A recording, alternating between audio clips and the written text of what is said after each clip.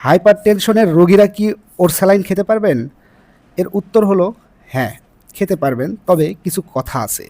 যদি প্রচুর পরিমাণে ঘাম হয়, যদি মুখ শুকিয়ে যায়, দীর্ঘক্ষণ প্রস্রাব না হয়, মাথা ঘোরায়, দুর্বল লাগে, এগুলো সবগুলোই হচ্ছে পানি শূন্যতার লক্ষণ।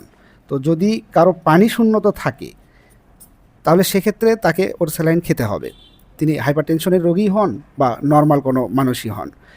সেক্ষেত্রে হাইপারটেনশনের রোগী যদি হন, ১ থেকে ২ গ্লাস ওর স্যালাইন ইজিলি খেতে পারবেন। কারণ ওর স্যালাইন শুধুমাত্র পানি শূন্যতা নয়, লবণের ঘাটতিও পূরণ করবে।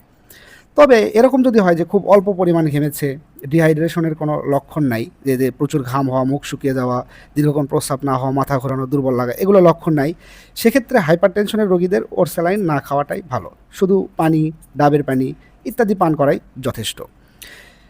যাদের রক্তচাপ খুব বেশি, হার্ট ফেলিওর আছে, কিডনির রোগ আছে, তারা যদি নিয়মিত ওর স্যালাইন খান, তাদের ব্লাড প্রেশার আরও বেড়ে যেতে পারে, শরীরে পানি জমতে পারে এবং কিডনির জটিলতা আরও বেড়ে যেতে পারে।